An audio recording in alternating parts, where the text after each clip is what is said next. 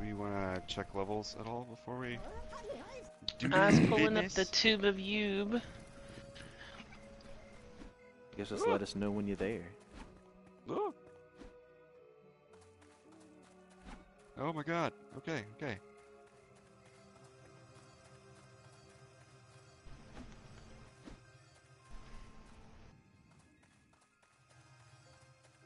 Okay.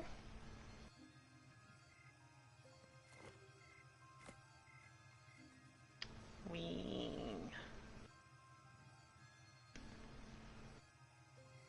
Each. Man, freaking 30-second ad.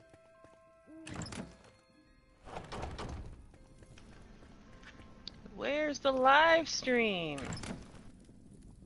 Don't tell me it's not up. Alright, here it is. Okay. You know, every once in a while it takes a hot second before it actually puts the link there for you to click to. Yeah. As opposed to them cold seconds. Oh, it shows someone got on. I'm guessing that's you checking it. That would be me, and I'm listening to our levels, so go ahead and talk away. This is the sound of my voice. This is the sound of my voice. In its sultry tone. But enough about that. You may have sultry. You may have sultry. But I have honey drizzled over thunder. Has it gone too far? Absolutely No. not. The answer is no.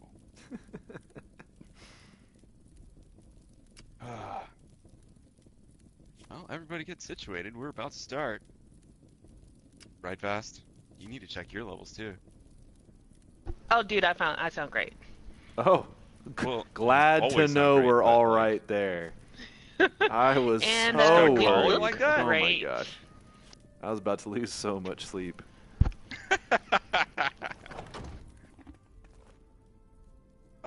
Shall we dive in then?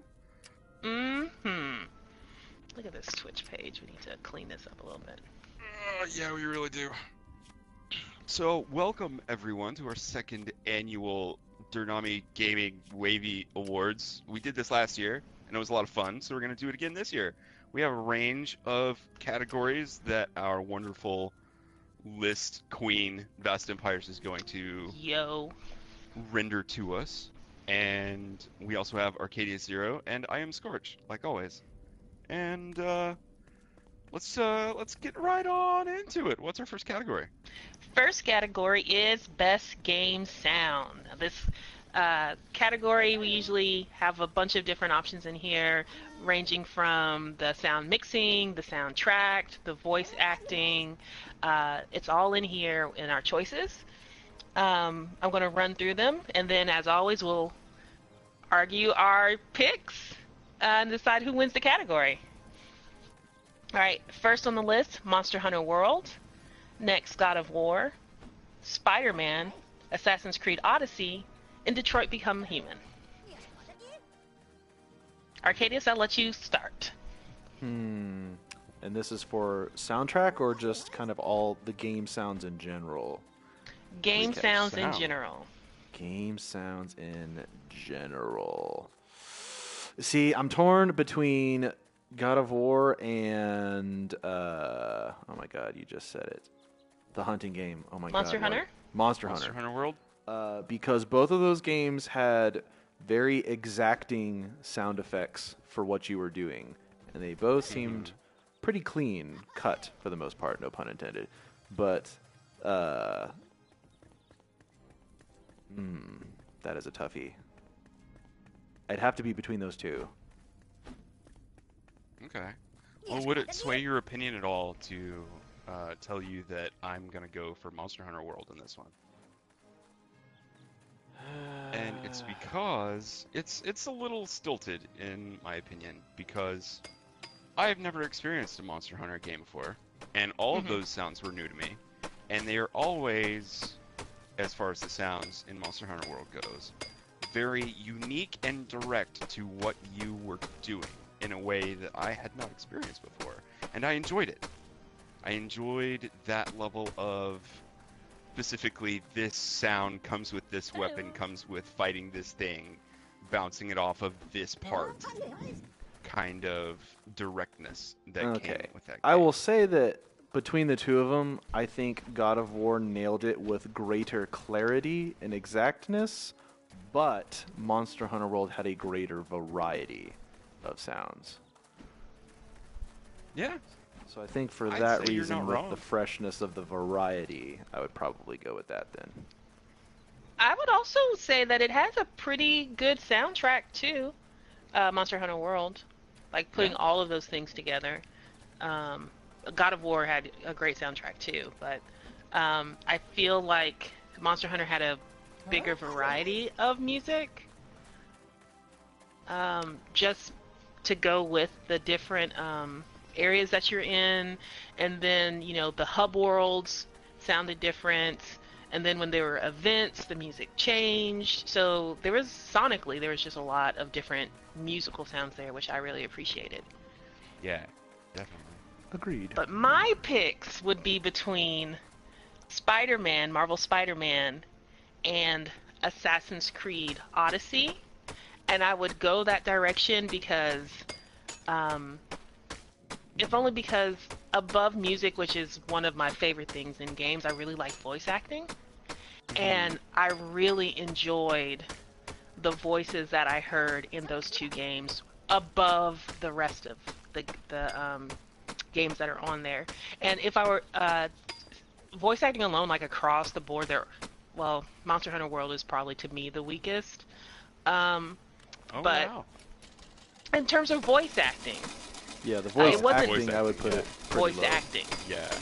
yeah. If we're gonna And voice so, act, I would definitely give that to God of War out of those picks. Maybe Spider-Man actually, but I don't know. It'd be a Spider-Man was contender between pretty those good. two. For voice acting, I thought it went really well. And the narrative they were pushing in Spider-Man was pretty good too. So, like, I haven't played Red Dead, and while it's on my list, Detroit Become Human, I didn't play it either. However, I watched a little bit of the cutscenes for the awards, just so I wouldn't just completely be lying to our tens of viewers who are going to watch this. And I thought that the voice acting in both of those games were really, really strong. I really enjoyed the voice acting in God of War as far as I got to. That caveat. That's However, right, folks. She didn't complete it. Yeah. She stopped at the best part. before the she best really part, Oh my gosh. On the How- doorstep of the best part. I was like, looking at the welcome mat, and I was like, I don't know. This doesn't feel like I'm welcome here. Anyway, we'll get to that later. But I really liked the full range of voices that you heard in Spider-Man. So I think I'm leaning towards Spider-Man in this category. That's all I'm saying. A solid So- pick. Solid pick. All right, so we Do got we split in two this? Monster However, Hunter we- Worlds and a Spider-Man. Oh, you're going Monster Hunter World. Okay. All right. So it sounds like, pun not intended, the best game sound goes to Monster Hunter World. Congratulations. You won your wavy for the year. Oh, we're going majority rule this time? We're not getting out of Hacksaw? No, I think last time, unless it was a three-way split, it went to The majority. the majority, because we are something of a democracy in our voting. Okay.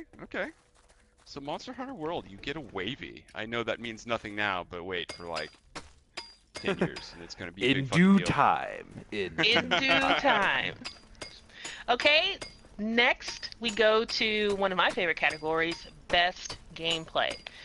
And on this list we have Marvel Spider-Man, God of War, Monster Hunter World, The Crew 2, Ni no Kuni 2,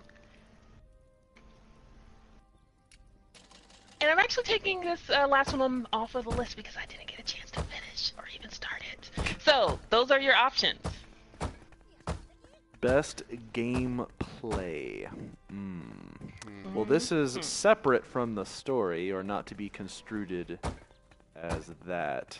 So, since it's not really counting the story of the gameplay, I would probably say, as far as game mechanics go, Spider-Man has a bit of a leg up, in my opinion. Me too. Yeah, I mean, it's The mechanics are really freeform nice. play that it had You was felt great. pretty much not like anything else. It felt pretty good. All right. Well, before I shill for Spider-Man, I am going to say that I had never played Monster Hunter World, a Monster Hunter game prior to Monster Hunter World. It was a brand new experience for me. I did not until the beta. Did we alpha and beta that, or did we just beta that? I want to say we just baited. I think I may have been in the alpha, but no one else was, because it was such a short amount of time. Yeah. I honestly don't remember if I was. I know I played with you, like just the two of us in one of those, but I really don't remember what it was. However, I say that like going into that experience, I really wasn't sure if the gameplay loop was going to get me. However, I found myself really enjoying it. I thought there was a lot of variety in the weapons, the mechanics, the essentially it's just boss battles, but the different mechanics of the enemies that you were fighting were very interesting and fun. And so that really surprised me. The Crew 2 surprised me as well. It's tough out there for racing games, in my personal opinion. Oh yeah. And it's been a while since I've played one where I felt good racing, and the way that they allowed you to have the different racing types, like water, and then off-road, and then the air, which I completely sucked at. I'll just go ahead and put that out there. Oh, dude, me too. The air races were the bane of my existence. They were so terrible, but it was fun to play. And like that first race that you did, where they push you through all of them, was a really fun experience. And then I put Ni no Kuni 2 on here because it's the closest that you get to being in a Studio Ghibli game. However, film. However, they actually shook up the formula a little bit and gave you some different gameplay elements. So there was kingdom building, and then they also had like the mini war game or tactical war game where you went and you took over small little territories with your army. And I can't even remember what those, I think not Zenny, but something like that. Anyway, that was a lot of fun. Like a turf that's why I put war? them on the list. Huh? Is it kind of like a turf war? I don't know. I didn't play Yeah. that. It was, and it was a lot of fun. It was one of those things that I really enjoyed doing. However, with all that being said, I have to swing my vote towards Spider-Man because not only did they give me like the really hardcore web slinging, battling, but they also had fun mini games that I enjoyed. Not everyone liked them, but I enjoyed that there was a variety there and that I can just go and do them and then get back to the main story when I wanted to. I gotta admit, the gameplay on Spider-Man was pretty solid, but I was one of the people where the mini games really kind of got tiresome towards the end. Well, if you binge it, But- it probably would. That being said, well, I'm really trying to I'm trying hard to pick one between Spider-Man and the Crew, because the Crew 2, I should say, is the first racing game that I had picked up in 5 or 6 years, maybe 7, and it was enjoyable enough that I just drove around the map. Yeah. And that never happens, you know what I mean? Yeah. So I might actually have to give it to the Crew 2. Okay, it sounds like we have another split with 2 votes going to Marvel Spider-Man and 1 vote going to the Crew 2. So, Marvel Spider-Man, you have won this category today, Best Gameplay. Congratulations. Woot. Yay! All right, next we're going to a really, to me it's a difficult category because it makes sense, but I feel like we're for the next at least 3 or 4 years. Hopefully, we'll be doing this in 3 or 4 years. There's going to be like some of the same names appearing every year. And this is the category biggest bang for your buck, where we look at all of the options out there for free to play or game updates and let you know what's good. This year we have 3 games that made it onto the list: Warframe, the ever-present Fortnite, and Space Lords, formerly Raiders of the Lost Planet. Well, seeing as how 2 of those are pieces of shit, I'm gonna have to go with Warframe. Yeah, I can definitely say Space Lords does not make the cut. And if the game wouldn't drop you through internet connectivity and then say that you left the game and penalize you for 2 menu hours to get back in, I would say it might actually be playable, but it's not playable, so it doesn't count. Yeah. You heard him right. Fortnite is, how do we say this? It's overplayed and it's garbage. Yeah. Well, not just the fact that it's overplayed, but the fact that we actually played it a lot way before the open battle royale thing was even in existence. And it was fun before battle royale came out, and then I don't know, in my opinion, it just kind of went meh. So a lot of their resources shifted from the base game to the free-to-play battle royale mode, and in my opinion, the battle royale mode for Fortnite is free-to-play, and it gives you access to the base game. And while I don't enjoy it solo play, and I honestly haven't played with friends in a while, but I enjoy it more with friends, and they have expanded it to allow more than just the battle royale mode this year. Like, they introduced the block where you can create things, and then it'll feature in the different map rotation. They also did like a create mode, which is essentially they brought over the area where you could build your base in the base game. Yeah. And brought that over, so you can actually go in without combat and just build in the free-to-play mode. So they've done some things to kind of expand your gameplay and give you more. However, I personally feel that unless you purchase a battle pass, you don't receive rewards or reward currency in a timely manner to give you access to some of the cool perks that you can have in game, like the fun things that people are actually looking to have. It's a little too spaced out for the timeline. And as someone who's put a lot of grind into Warframe, I can point at Fortnite and say that's not fair. Does not exist. My mettle has been tested, and I feel like I have a pretty good, like timetable there. So I say that actually doesn't count, or it's not a really good bang for your buck. It's worth playing, but you just don't get all the features unless you actually do put money into the game.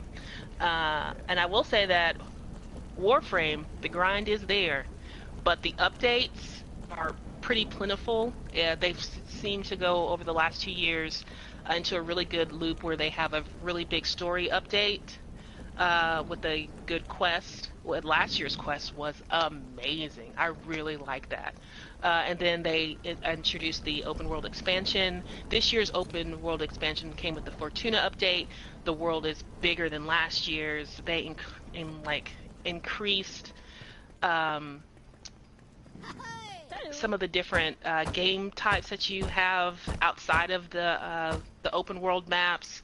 They kept on bringing you more, new Warframes, Prime Access, Tenogen, events, free events, or free swag with the events. So, they just give you a lot. And if you don't pay, there is a justifiable amount of time to get all of the good stuff that you want in the game. And they continue to increase that reward pool for your time investment. So, I have to give it to Warframe. See, I don't even play Warframe, and I know that their updates are getting better and better, and the amount of game that is actually there beats Fortnite by a mile. And just Space Lords is just too clunky to use, and It's unplayable. including the internet connection problem. And I want to go back and re-mention that through no fault of your own, if you get disconnected from their servers because their servers are not good, you have to sit and you're essentially in timeout for 2 hours. But it's not And just that's 2 not- hours of real time. It's 2 hours of sit there in the game menu time. Yeah. Unheard You'd of. actually have to turn on whatever you're playing it on, turn on Space Lords, and sit on the menu for 2 hours. Yeah, not happening. That is not fun. No free Yeah. game is worth that. So I think Warframe is the clear victor in this one. Congratulations, DE and Warframe. You guys know you're my faves. And you win this year's biggest bang for your buck award from the DerNami crew. All right. Next, we're going to best game update. The nominees are Warframe, Marvel Spider-Man, Monster Hunter World. Discuss. I would say best update bar none is Warframe, because it is not even the same. It has been updated so much and so drastically, in a good way, that it is not even the same recognizable game that we started playing when it first came out. It's just nowhere. And it has evolved into a much, much bigger game than I thought it was going to be. Well, we're talking about the best game update in 2018. I mean, And even if we take just this year's updates, I think Vast Yeah. mentioned a few of them. I would still go with them. I wouldn't necessarily lump in them completely changing the dynamic of the game itself, since that happened earlier on. I can totally see where you're coming from in that. But strictly speaking, on a year-to-year basis, I'd have to get rid of that part of it. Now, all the other updates they added to it are completely justifiable and viable. And I'm split again between Warframe and Monster Hunter World, because I really liked their addition of that giant gold thing that you fought. Val Taroth. Yeah, that was on the tip of my tongue. Yeah, I was about to roll off right there. Yeah, but like that was free, and you could just go and do that if you wanted to. And as I understand it, they do that a lot with that game, and it's pretty cool. I mean, no one's gonna say no to more Monster Hunter World.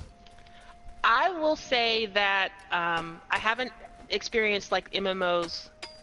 My only MMO that I've ever played is Final Fantasy XIV. I always reference that because, as far as experiences goes, that was like to me a top-notch experience. It was so good. I didn't even mind when I forgot to cut off my subscription when I stopped playing, and they took an extra like $12 from me for the month. I didn't even care because I knew it was going someplace good.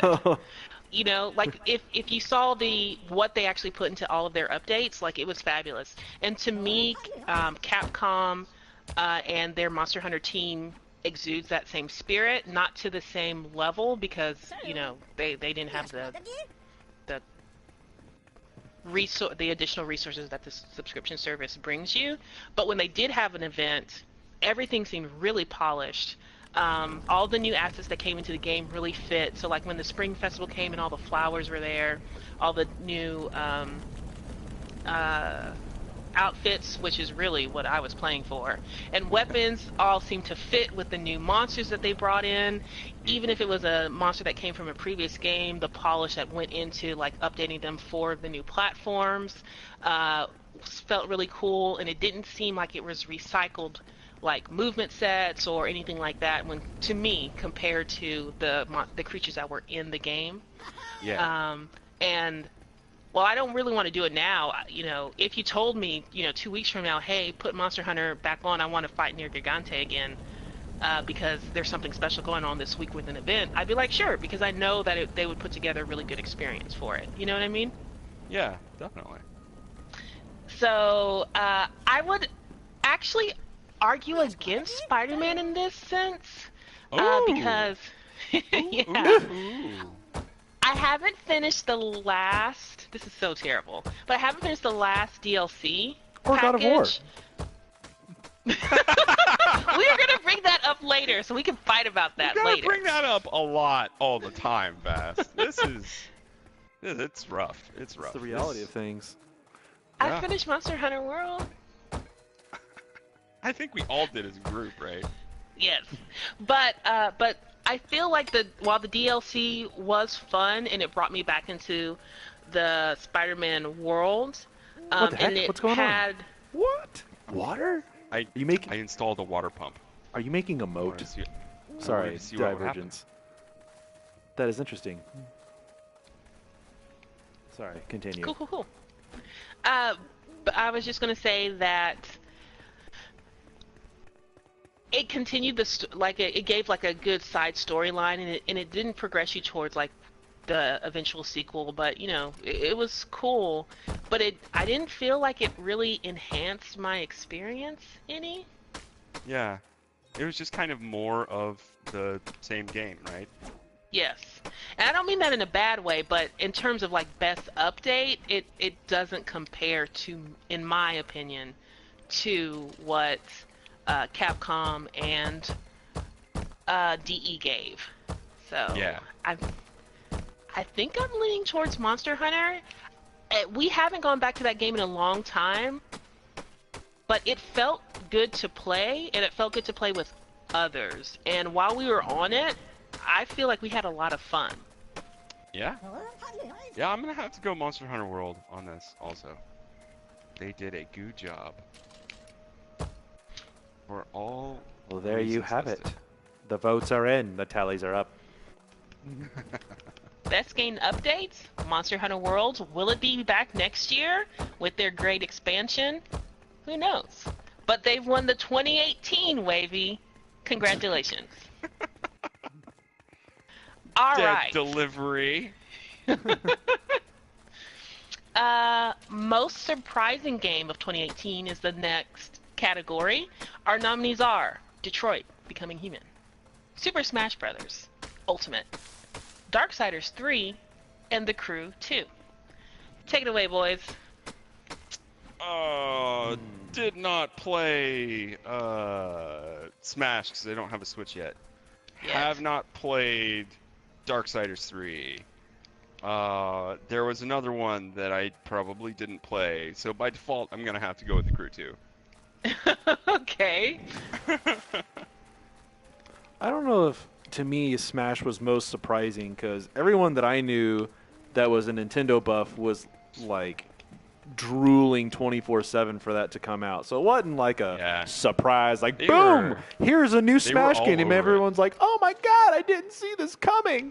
Like it didn't. That's not really how it seemed to have happened. So. All right, so here's why I put it on the list. And, not to give away where I'm leaning. But did any of you guys play it on the Wii U? No. Super Smash Bros. Brawl, yes. I think. Yes, I played Brawl. Brawl was not at all a bad version of the game. But it wasn't as compelling. I'll The buy different modes. Okay. I'll buy And that. so- Like this one, they instilled a more sort of story tie oriented. Basically, they interlaced the characters a little more, from what I understand, with some kind of backdrop story. Yeah. And the other thing that they did is they didn't bring in all of your favorites. This game brought everybody. This is true. Everybody. I mean, and except that's for what- Waluigi. Except for Waluigi. And look, He's a support Waluigi character, fans, but Waluigi fans, you know what? Who cares? Because because there's Oh Mark, man, them's fighting words to there's some Roy, people. Yeah, really. You best watch All out. the- Someone's gonna come shank you. all that matters is that there's young Link, the cast from Fire Emblem, and Sheik and Zelda are in the game. I kind of still wish that they were the same character, but they split them apart, a couple games ago. I'm okay with that. Those are the only characters who matter. You have your Fox, you have your... No one cares about Waluigi. What's he gonna do? Nothing.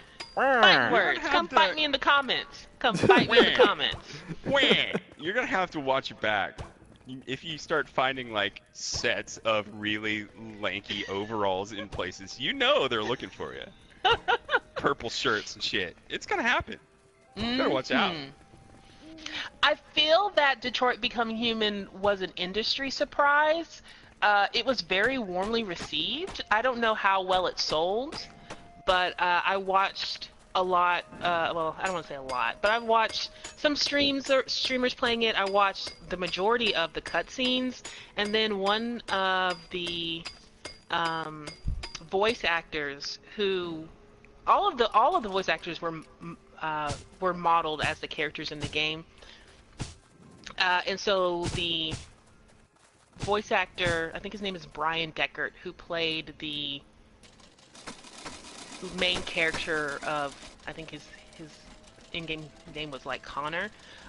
He did a live stream of him playing the game with his wife, and I saw a bunch of tweets running around about how touching it was watching him play the end of the game.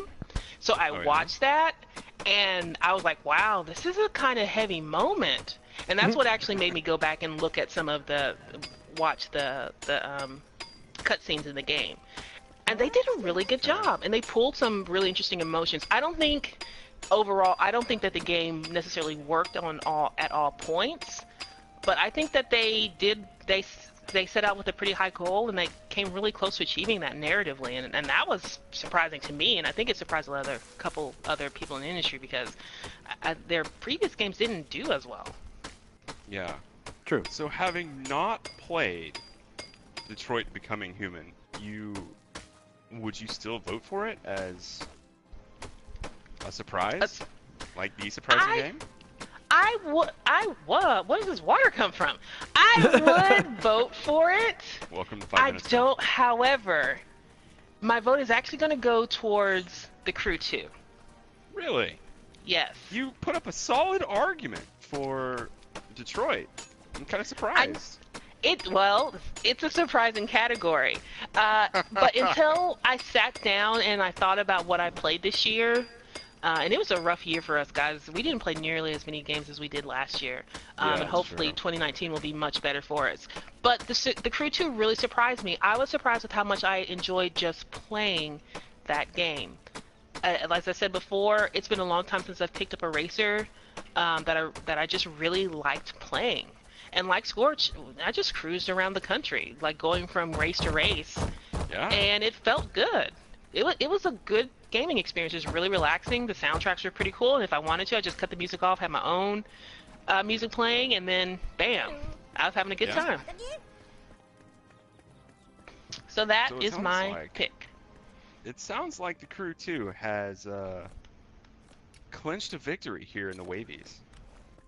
For most surprising Congratulations! Well, We're knocking them down. Yeah. Knocking them down, guys. We're on to the next category, Best Re-Released Game. Best of 2018. Release. So which Spyro are you going to pick? I knew that was coming. So the nominees are Secret of Mana, Shadow of the Colossus, Dark Souls Remastered, Diablo 3 on the Nintendo Switch, and the Spyro Reignited Trilogy. I can't say I played as much Spyro, but I did play Spyro back in the day. And I was beaming from ear to ear when I heard they were going to be redoing Spyro, just for the sake of knowing how fun it was when I did play it. Oh, yes. And that everyone would be getting a nice, fresh version of it. So yeah. I could argue for Shadow of the Colossus here. I thought it was a really good remaster. The game was just as lovely and haunting and lonely as I remembered it being. Did you play it? Yeah, we played it together. I can't say I played Like that not- game, Shadow of the so I Colossus? can't say as much. Yeah, you were playing it and I was playing it at the same time. You don't remember this? Barely. Not the whole thing. We Listen, didn't play the whole thing together. I've already blacked out most of 2018. Like, It was such a long ass year. you know when you audit FBI, like FBI papers, and they redact it all with that super black ink? That's what 2018 feels like to me. So The Great you can say that Redact. it happens, and then I'll have to tell you that I can't confirm or deny that. The Great Redact. Yep. But yeah, I'm gonna have to go with Spyro. I mean, I love Spyro as a kid. They did a really good job in the remaster. I would say that it is a better job of remastery than Shadow of the Colossus was. Well, you know what? I'm not going to argue that because I watched your gameplay, and it really brought me back. I wasn't a kid when that game came out, but my brother certainly was, and he loved those games, and I enjoyed playing them with him, and seeing Spyro on the screen again just made me happy, like just really happy. Yeah. And it was good to see, and I thought it was better and more fun even than the Crash reboot that came out last year. Oh yeah, absolutely. I was not a fan of the Crash reboot. Crash is so annoying to play. Yes. Spyro is not. It is Crash not is annoying enjoyable. shit. Yeah, Crash Bandicoot to me is not enjoyable to play. And if you It don't is know what we're super talking frustrating. about, watch any of the levels where it's just a bridge, and you'll know God. exactly why. Exactly why we're saying that Crash is so annoying. Oh my god. Yeah. Yeah. Just the worst. So Spyro, you win. Hands down. Hands down. All right, congratulations, Spyro, the Reignited Trilogy. That takes us to our next category, games that we wish we played this year. As we said before, 2018 was a pretty long, pretty crummy. crummy year. It was difficult. It was a difficult year. On many fronts. But we got through it only without as many games as we did the last year. So Yeah. our list is a little trimmer. However, I think we have some games that we actually didn't talk about earlier. However, those on the list are Detroit Becoming Human, Red Dead Redemption, Valkyria Chronicles 4, Slime Rancher, Astro Robot Rescue Mission, and Soul Calibur 6. This is a wide variety of games, guys. Let's get started. Yeah. So I can't vote for Soul Calibur 6 because I own it, and I've played about 5 minutes of it. What? Yeah, you didn't know that? No. Yeah, he snuck in and got some Soul Calibur in. I've got the Soul Calibur. I wanted to play Slime Rancher. Me too. I mean, Portal Knights is kind of a decent stand-in. They look kind of similar, but you're not ranching any slimes in Portal Knights. I mean, you could try to ranch some slimes if you want. Want to you know. ranch me some slime? How do you do that, Arcadius? What's your plan? I mean, play? if we, like, took away the ward and built a fence and just let enemy slimes accumulate, you could have slimes. There you go. They're not going to be ideal, and they will bite your head off, but, I mean, it's a vain attempt at slime It wouldn't ranching. be the same. It wouldn't be the same. Oh, no, it wouldn't be the same, but you could still ranch the slimes. And if you're wondering why it's on the list, it was released on PS4 in 2018, even though it was on PC earlier. And it just looked bright, it looked colorful, it looked fun. There was a jetpack, and you can ranch slimes. Yeah. Another thing on my list is Soul Calibur 6. I loved the Soul Calibur series. I've played every one except the new one? 6. Yeah, Ooh. except for the new one. Not necessarily the best at it, although there are a couple of characters that I can probably maybe kick your ass with, and that's Keelik because he's so cheap, and Xianghua. Killick is pretty cheap. Actually, I may not have played 5 because there was one in the series where they removed those characters. They removed my 2 favorite characters, and I think they took Taki out too. And I was just like not having it. Everybody needs the Soul Calibur boob ninja. Okay. Taki stays in. But they brought it back this year. They had all of the characters, and they had the custom character creator. And I've seen some really weird things come out. I don't know if you guys have seen Thomas the custom Tank Engine. character creator is Thomas probably the Tank best Engine. thing about that game. I have seen some hilarious costumes come out of that game. I've seen somebody make Eevee from Pokemon with Voldo, and the only way that Eevee works is with when Voldo does that weird like backbend contortionist thing. It looks exactly like Eevee. No. Oh, that's horrifying. I'm trying to imagine that, and I don't want to, but it's so compelling at the same time. I've seen the Colonel from KFC. Oh, dude, don't forget that's nice. SpongeBob. SpongeBob has been on there. Pickle Rick. Pickle Rick. Wendy from Wendy's. Yes, Wendy. Oh my gosh. I'll hook you guys up with Voldo Eevee.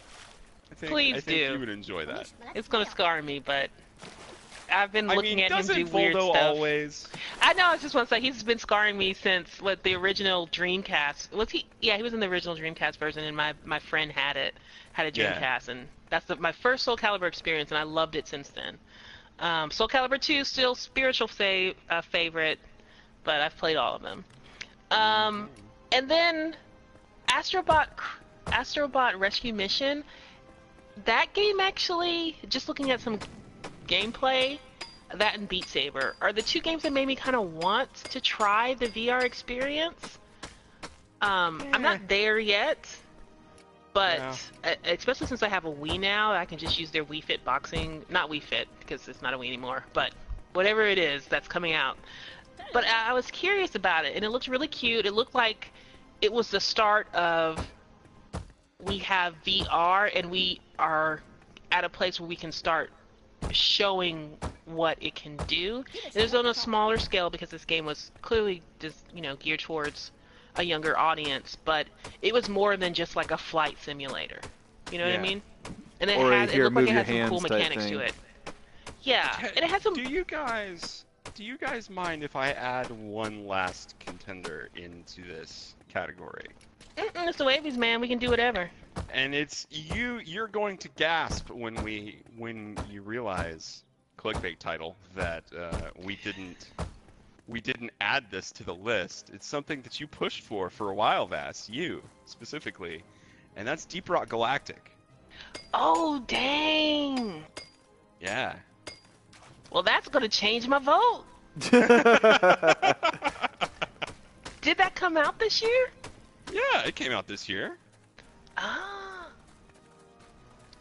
Why did we not play that game, besides the fact that we don't play PC?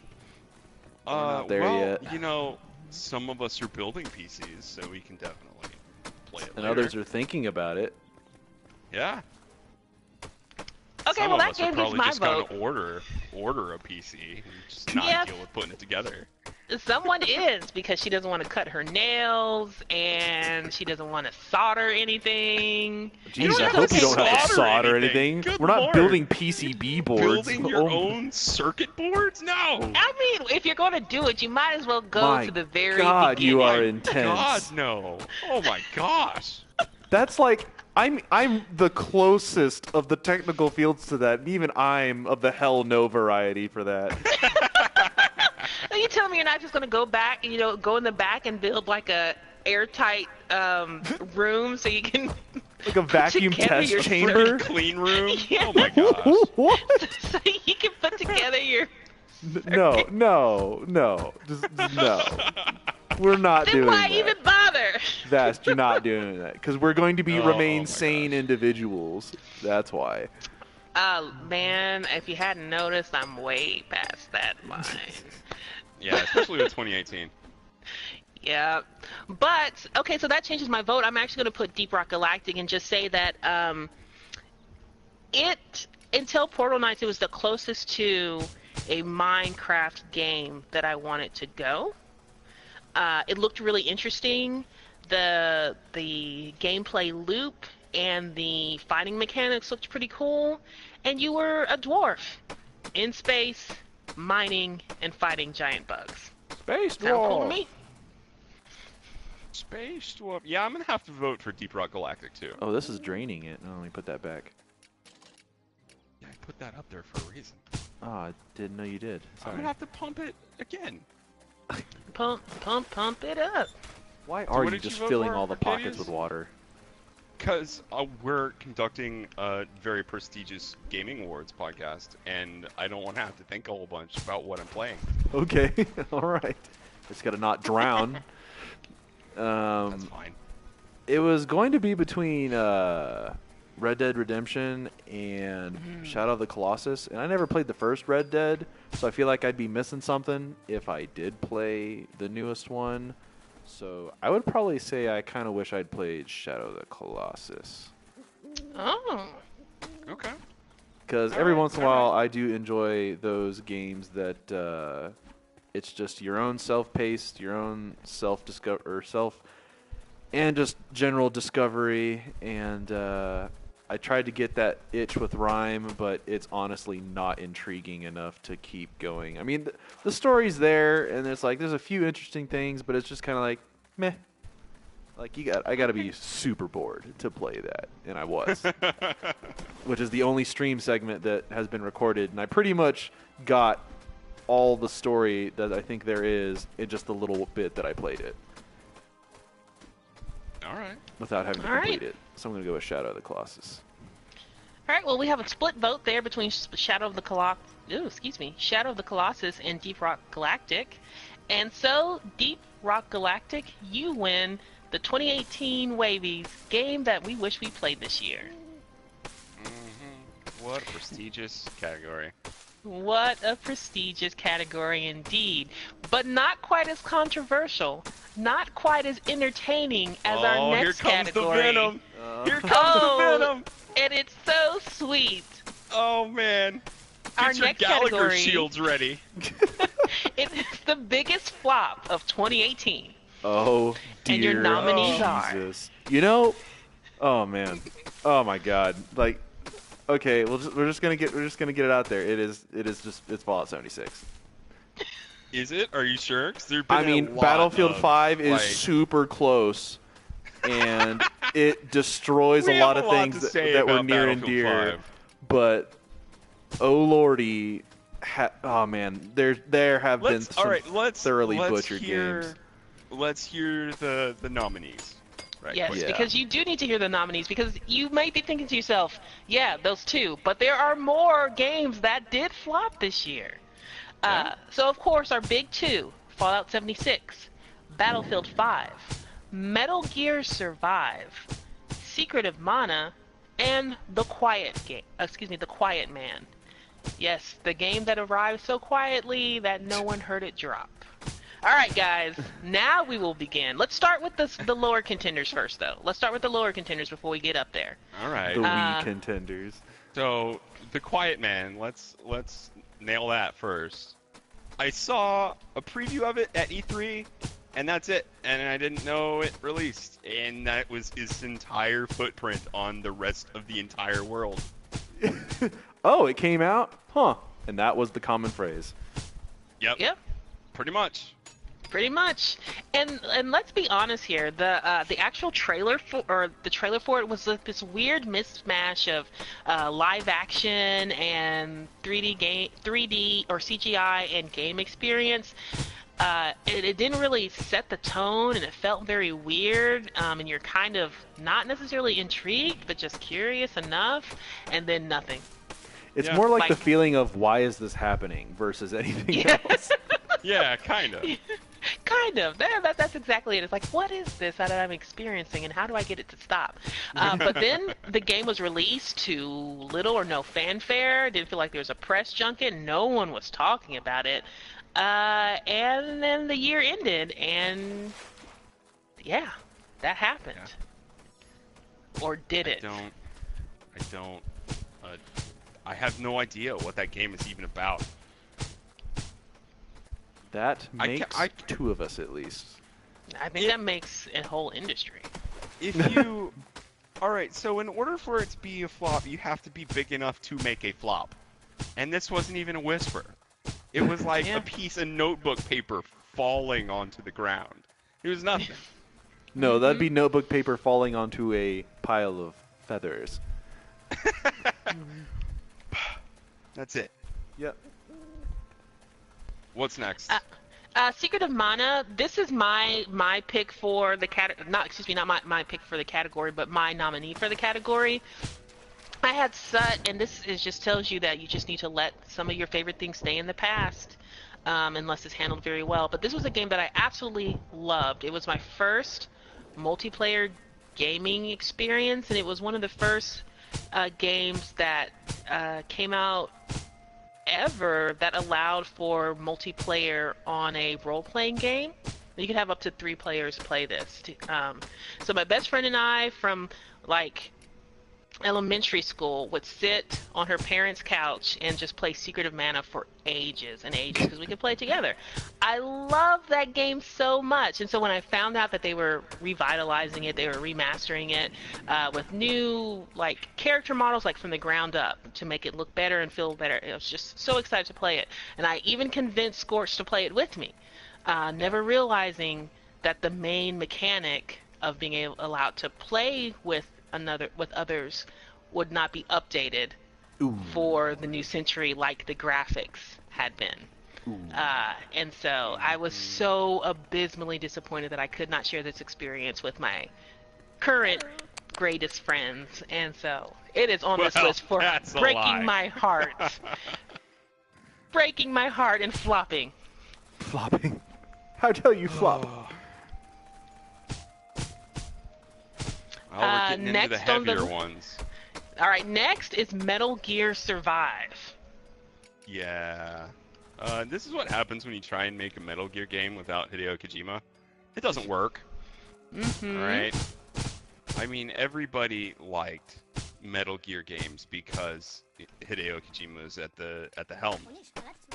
And without him, it's nothing.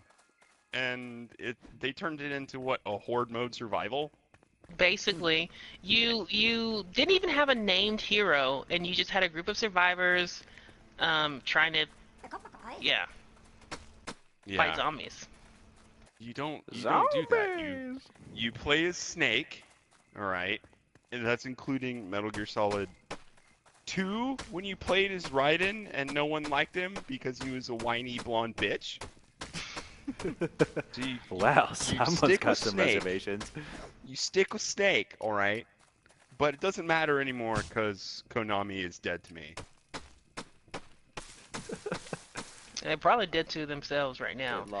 And on top of all of that, on top of it being a disappointing game with a really lackluster, monotonous single player, I'm sure if you got a group of friends together and played the survival modes together, it could be an enjoyable experience. But, you know, that's not why you're paying for the full game, right? No. And then they also had some really, if I recall correctly, some really outrageous microtransactions baked into the game that just made it even less savory to see. So for it to have such a proud tradition to be just completely like broken down to be a really quick buck machine, and then to fail in that, it makes it a really big flop in my opinion. Oh, definitely. But it's not as big as flop as the next two. If I can stumble through my words correctly. The next two are Let's talk some Battlefield 5. Oh my god. Oh my god. Okay, so let's start with numbers first. Let's go with the hard facts. Okay. Let's start by saying that while on Christmas break, Arcadius visited me at my abode, and we ran some numbers on Battlefield 5. And broad strokes here, because I don't remember specifically the numbers, digit over digit, but it sold in the same amount of time less than the redheaded stepchild of Battlefield, and that's Battlefield Hardline. And no one liked that game. Yeah, let that sink in for a moment. Battlefield Hardline, one of the games that almost the entire Battlefield community went, nah, no thanks. It sold less than that one. Mm-hmm. And you might not know that because the PR campaign for Battlefield 5 is hard and going strong. They are pushing it real hard. But I feel like within like the first month or maybe 6 weeks of the game, they discounted it pretty heavily, didn't they? They already discounted it in like, what was it, 1/7 of the time that Battlefield 1 was discounted? It came out in October, right? By the time I decided to pick it up because it was double on sale, it had already been set to a normal price of $35 or something like that. $35, $40. But this and also, then I got it on a PS Plus sale that's $25. And that was in the first 3 months of it being released? Yeah. So it didn't even make it, I don't think, past a full quarter before it started going on sale. Absolutely not. It, let's see, I think over lifetime, Battlefield 1, which is, it was played and it was really well liked, but it wasn't anybody's favorite Battlefield game, sold about 7.5 million units over its lifetime so far. Battlefield 5 is sitting at just over 1.5 million lifetime. And Battlefield 1 has been out for just a year? A little over a year? Did it come out last year? Or is it the year before? It may have been the year before. Let's just conservatively say 2 years. 2 years, 7 million. First quarter, 1.9. And let's also be frank that gamers will usually spike the sale of a new game that they really want to play, and that number, that starting number, now you might say, oh, well, it's just going to gradually increase.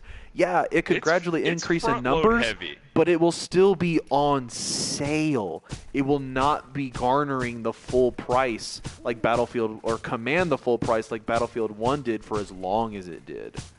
Yeah.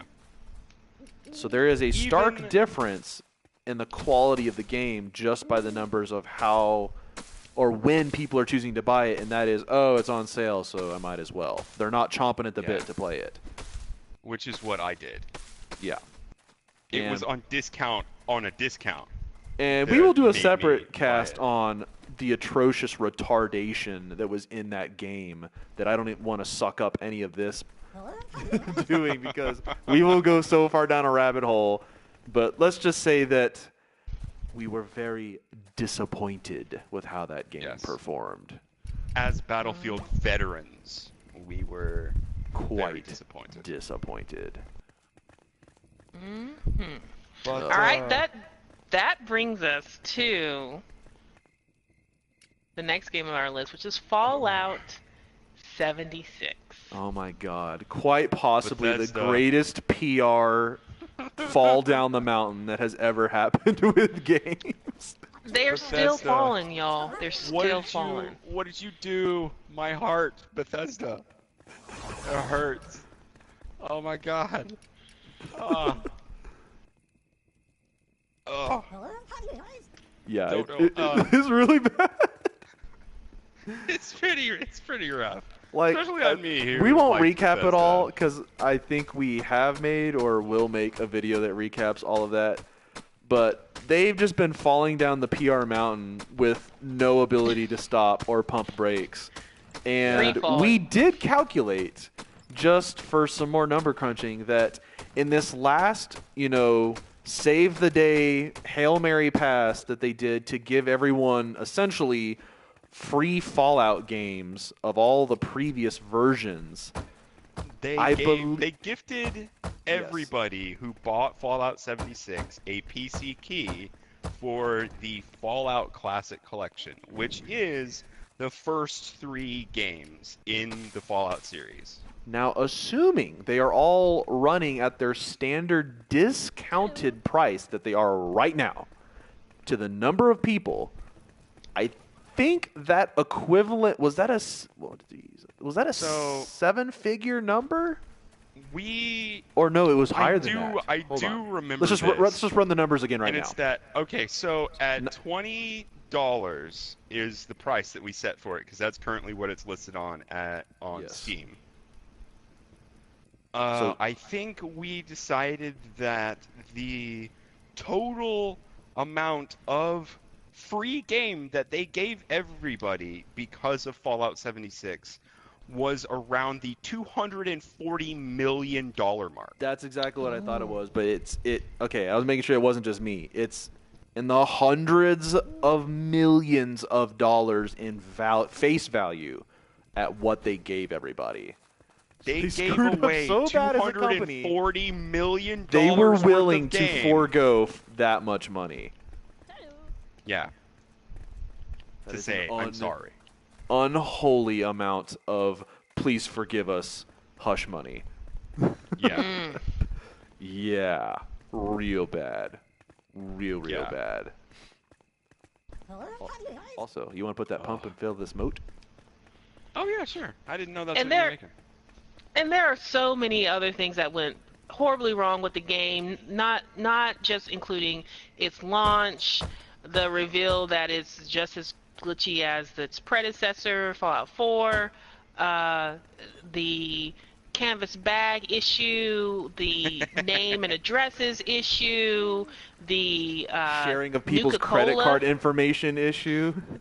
the sharing of people's credit card information issue. I don't know if you guys saw all the stuff about one of the other collectible items that came with their high tier game packages, but there's a Nuka-Cola controversy that's going on, or a Nuka rum, where you could purchase, I think it's like an $80 value of a Nuka rum, and there's controversy there because it's not as it appears or it's advertised as. And it's just one thing after another after another. They are hemorrhaging, they are falling down that mountain, and unlike Celeste, they can't seem to claw their way back up. Nope. Yeah. I would like to tell you the impact on market share that Bethesda has before Fallout 76 and after Fallout 76, but I can't do that because Bethesda is a private company. I'm sure their stock would have tanked because of this. Yeah. So okay, And I with all that feel- being said, is that the list? Is that the whole gambit? I of think select? that is the list. All right. My pick is going to probably be Battlefield because of the sheer numbers at the beginning that are very telling of its health as a game. Yeah. I mean, the numbers are very telling of the health of the game right out of the gate. And if the thriving Battlefield community doesn't want this game, that pretty much seals the deal right then and there without any contest. I think I'm gonna have to go Fallout 76. I Because don't blame I you liked- because it's I an liked equal Bethesda steaming so pile of much. failure. Yeah. It hurt me personally to hear this, even though I didn't play 76. I did not play it. I didn't buy it. I didn't have anything to do with it.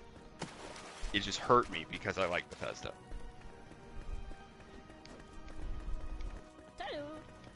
So it comes to me Yes. Yes, it to does. see if I break the tie or if I go someplace else. This is really hard. Because But not really. But well, no, this is actually really hard because as much as I hate hating on things, I love hating on things. I love hating on things so bad It because feels so I try good. so hard to does. be a good person and live a judgment-free lifestyle. But here I'm allowed hate you to so judge. good. Yes. And I'm actually going to go with Fallout 76. Because their nightmare is still continuing. They have made so The flop many is more still people, flopping. it is a fish on the shore, and they are It's flopping like a into fall 2019. down the mountain at this point, right? It's not like a flop. They've broken through the And like their the kneecaps floppiness have of the currently ground already right there, shattered, right? and they're still rolling down that mountain. Yeah. And it doesn't matter if people are playing this game and enjoying it. You know, it doesn't matter if you haven't glitched or you thought that the nylon bag was okay. There are so many people who have been made so violently unhappy with their purchase and their experience. Like, even if I feel as if even if people aren't playing Battlefield 5, they're not having this type of experience with the game. The company itself, no, I don't think so. And so it's going to fall out because they're still flopping. So congratulations, Bethesda. You'll be back on this list. But you have won our biggest flop of 2018. Oh, yeah. How you gonna talk your way out of this, Pete Hines, you short bitch? Oh, he'll find a way. This? He's getting the script ready right now because he'll need like a year to prepare. Motherfucker. All right, so we're going to raise ourselves out of the ooze just for a moment, and talk about the best developer, producer / studio of 2018. And our nominees are Epic Games, Nintendo, BioWare, and Capcom. We're going to start with Capcom, who we're thinking pretty highly of right about now, with their return to form with Street Fighter, and of course Monster Hunter Worlds, and a couple of other things. So, gentlemen, take it away.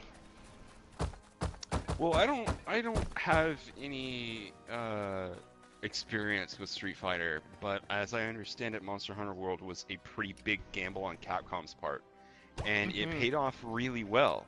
And on top of that, they're continuing to nurture that game in a way that's very positive for it and the company and the community that plays that game. And for those reasons, we put it on this list. And before Monster Hunter, there was never really a Capcom title that I could say, oh yeah, I really like that. I know that this is Capcom because of this. You know what I mean? Except the classic arcade games, but that's about as far as it goes. Yeah, Resident Evil never got me. You know, Dead Rising never got me or anything like that. So to actually come into contact with a Capcom title that I enjoy was a nice experience, and I think they're deserving of a spot on the list, even if they may not potentially get the win. I also would speak on Capcom's behalf here, but even though I really enjoyed the experience, and I remember at the beginning of the year, we received, they celebrated certain milestones with the community in terms of like hitting numbers goals, and I believe they exceeded like 5 million units sold within the first month, and then they got to like maybe 7 million. It's a pretty big maybe deal. 10, and it was like, that's a huge deal. That's a huge amount of units for a gamble. For a gamble, because you know they didn't have the install base. They were primarily, for the longest time, had been like a handheld sensation, and you know mainly sold in Japan. They did well in the U.S., but you know that was like their base, and so they brought it to the PS4, or they brought it to PC and consoles, and they just did really well. However, I also wanted to put them on the list because it was this year they released the 30-year anniversary to Street Fighter. They also released a Mega Man game. I think it's Mega Man 11. And they caused quite a good amount of stir with their preview for the upcoming Devil May Cry game. There's been a little bit of a lull in the series over the past couple of years, and so they're bringing them all back. I'm not even going to say what just popped into my head. I mean, you can. It's America. You might want to.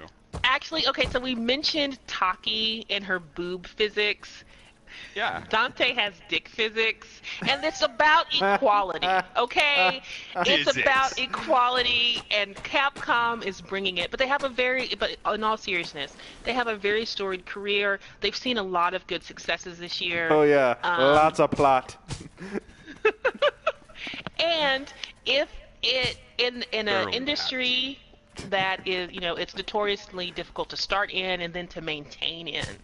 Capcom is doing a really good job in expanding and growing their fans and their user base, and they seem to be doing well in maintaining the standards of their brands and their franchises. And it's just good to see an old game that an old company that you grew up with have a really good year. Yeah. Totally. BioWare. So BioWare didn't really release anything. They pretty much just have the hype train running full steam, is what BioWare's got going for them. Yeah, like they've been pretty silent for like releasing things since Mass Effect Andromeda, but they have been very candid and very upfront and transparent with how they have been presenting Anthem, their game that's coming out on February 22nd. And I know Vass in particular is an absolute junkie for like dev streams and concept and like behind closed doors looks and like first viewings and all of that. And BioWare has been delivering that in spades, and it has made Anthem a game that we all want to play because of the way that they are handling their PR right now. And it's even strong enough that 2 of the 3 of us have already pre-ordered this game at the maximum price point. Mm-hmm. And I unfortunately, going against the gamer trend of not pre-ordering everything, pre-order everything. So I don't really, I'm not really one to talk. But Arcadius like doesn't hardly pre-order anything unless he's absolutely certain that he's gonna like it. And after the videos that I have seen, if they are at least the videos worth of quality of game that there is to play, it will absolutely be worth the money. I feel as if BioWare is fully in control of their hype train. I don't think it's rolling full steam, but I don't think it seems as if they're showing stuff confidently and that they don't have a fear of delivering in these specific things. So they're like, hey, you want to know about customization? Well, I'm just going to unzip and let it all roll out because we have tons. That's a strange choice of words. I'm all about those physics right now. It's just running through my mind. I saw this GIF. Dante dick physics. Why'd you have to bring that up again? Why'd you have to do it, man? That. Oh, the Dizzix. Yeah, that's right. I just coined a new phrase. The Dizzix. Trademark. We need a t-shirt factory. Oh no, we can't make. No, we just can't. Dizzix. No, it's just we can't, Bass. Dizzix. You can't. We can do. All right. Anyway, we're getting off topic. But Dizzix. Highly. You and your Dizzix. It's a good word. It's a great word, and it's got me so off topic and flustered. I love it so much. But they're just doing a great job of showing us, that they're not afraid, that they have something that's special, that is fun to play, that'll finally give us like an action game to play together, hopefully for many, many hours. BioWare, and especially after the I consider it to be quite a disaster. If only because I didn't enjoy myself. Of Mass Effect Andromeda, they've really just kind of almost, they didn't wipe it away, but they have really come back into form and said, hey, we got this for you. We're ready. Bring it on. But if it's to that scale that some of their Mass Effect games are, we can expect to play it for quite a while. Yeah. Like I that think much, we're in for a that good much is time with guaranteed. Anthem. I'm looking forward to it. All right, next on our list, Nintendo, the big N. It's been 1 year since they released the Switch, and they are still dropping hits and selling consoles like only Nintendo can. As I remember it, Nintendo was the company that won this category last year in Yes. a unanimous vote. Yes. Shield pretty hard for that one, but last year I really do think that they deserve it, and I do think that they deserve a nod this year. The Switch is still selling very fast.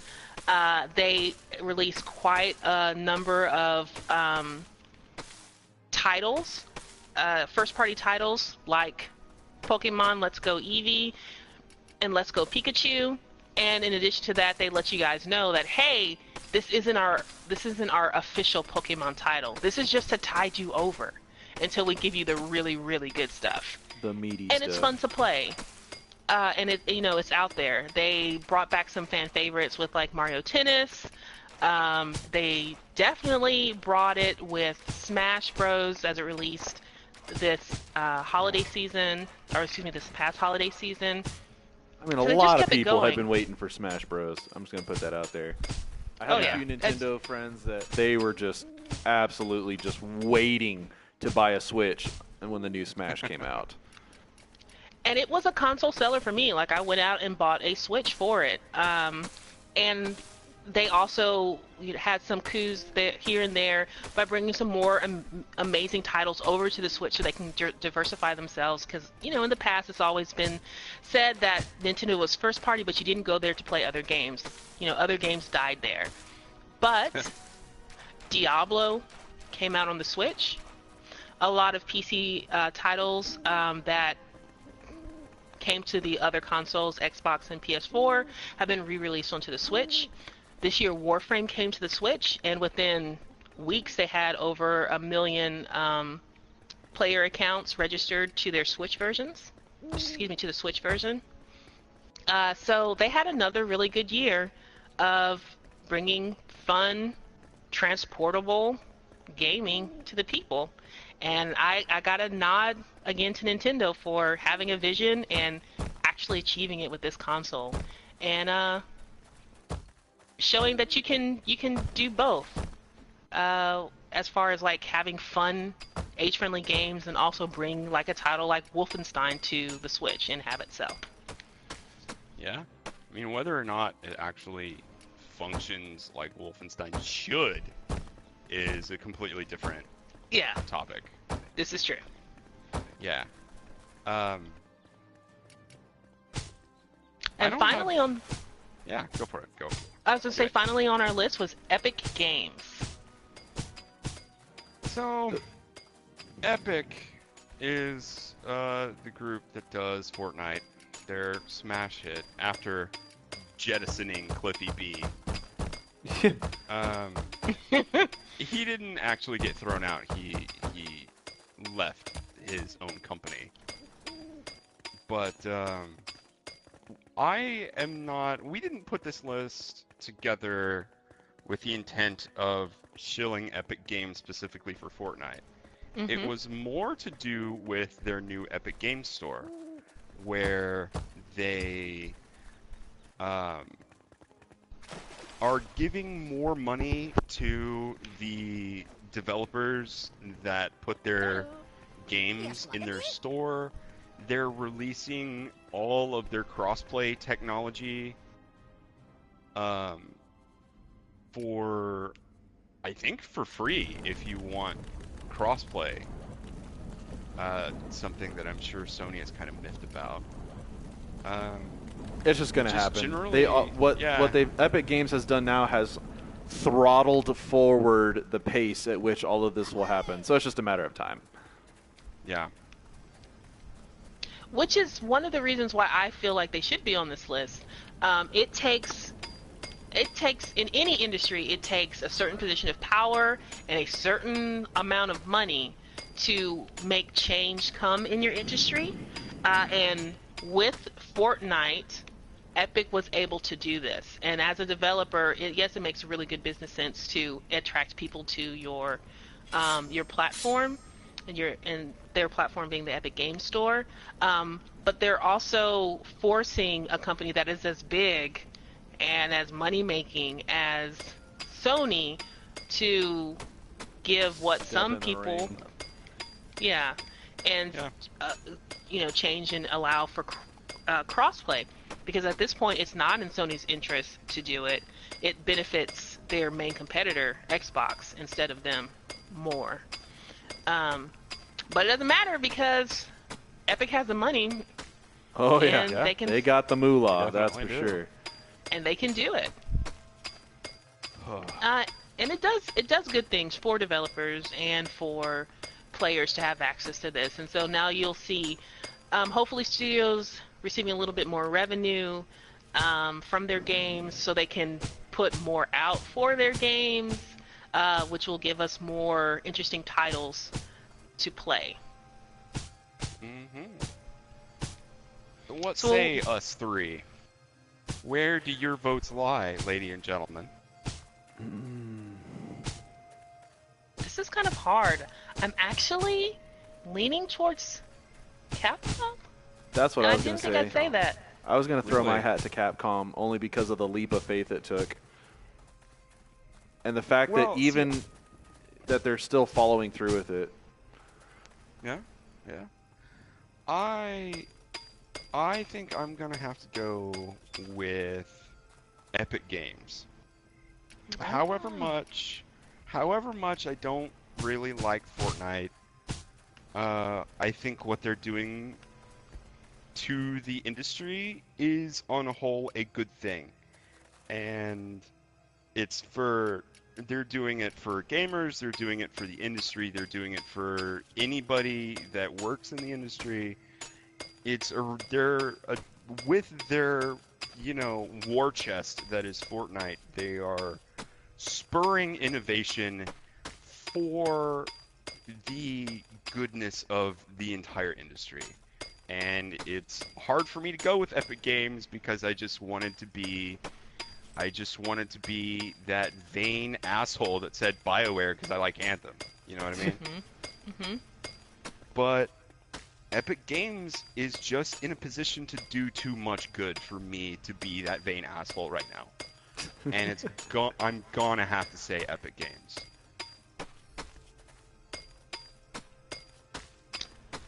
Well, Scorch, I agree with you 100%. And while I think that argument touched something within me, I'm still going to have to lean towards Capcom because it was look, man, it was a leap of faith. Spider-Man into the Spider-Verse, and it really paid off for them. I didn't understand that reference. Insert multiple memes. I understood that reference. But it just really paid out for them, and I think they just had a really, really good year, and it's positioning them to have another successful year in 2019. All right. Well, it seems like it's going to Capcom. It's going to Capcom Best Developer Producer Studio of 2018. Congratulations for your wavy. All right, guys, we need to shake all that goodness out, all that positivity that we just said, and we're going to slink back into the shadows. Back to the pit. Let's go to the hate, because we're talking about the most disappointing developer producer studio of 2018, and your nominees are Bethesda with Fallout 76, EA DICE with Battlefield 5, Telltale Studios for screwing a lot of people over, Rockstar for their work environment, and Activision Blizzard for their announcement of Diablo 3 Mobile. Oh, Gentlemen? Diablo Immortal. yeah. I'm sorry. Yes, Diablo Immortal, the appropriate title. Oh, Take it away. That's a man. toughie. That's a lot of Yeah. suck all in one place. that's like the summation of 2018 is that list right there. Mm-hmm. That is what defines 2018 in the gaming industry, is that list. Yeah. A lot of suck in one place. Yeah, too much suck in one place. Well, let's start at the Oh, bottom man. with the announcement of Diablo Immortal Mobile at this year's BlizzCon. That was definitely a bad move.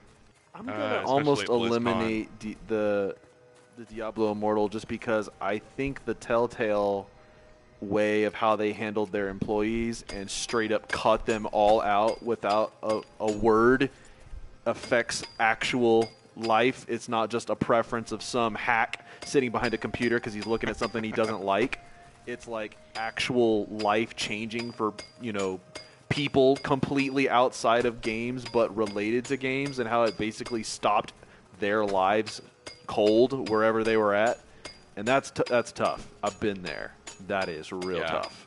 So I am really hesitant to just go with them. That list is fat and it sucks, but for the sole purpose of how much it affects, the real life, the day-to-day, the outside, the escape of the gaming world, I would have to give it to them.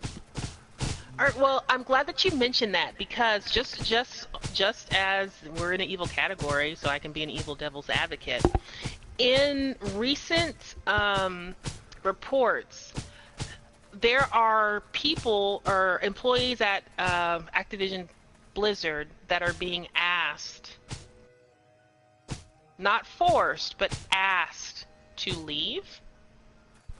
Okay, why?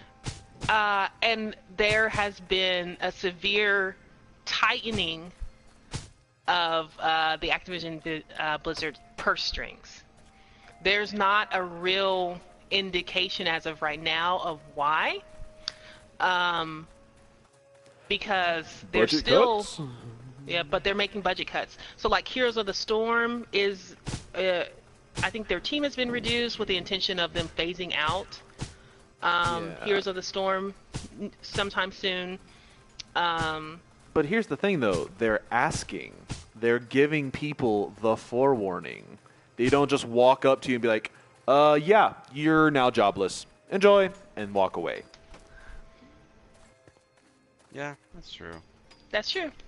There is the ever slight hint.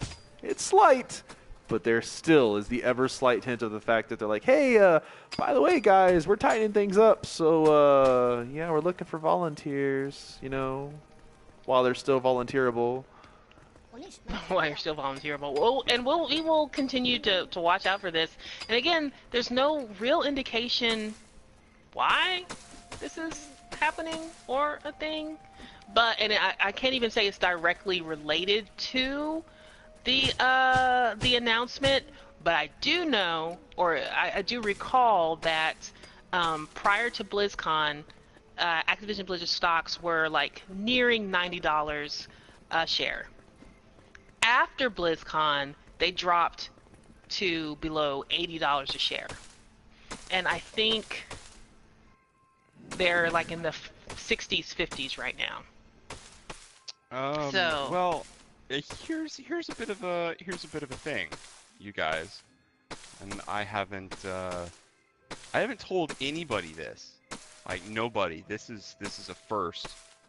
Anybody has ever heard me say this, but I'm doing a small bit of dabbling in stocks and trading right now. Mm-hmm. Oh, enjoy that.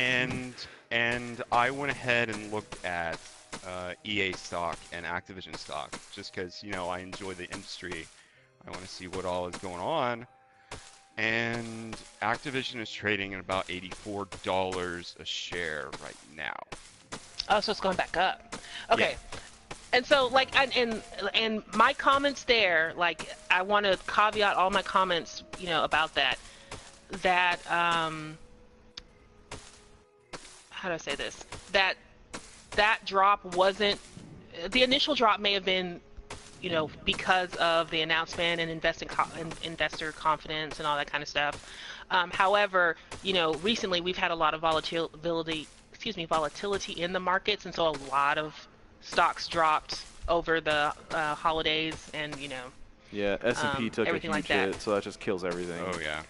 Yep. But prior to that, it did drop, to about, I don't know how low, and they had to talk to their investors, and I don't know if it changed their like rating or anything like that, but they lost investor confidence for however amount of time that they did, which is just one of those things that when that kind of thing happens, they do tighten the belt, they do tighten the budget. My personal company just went through something, and I lost a couple of team members because of it.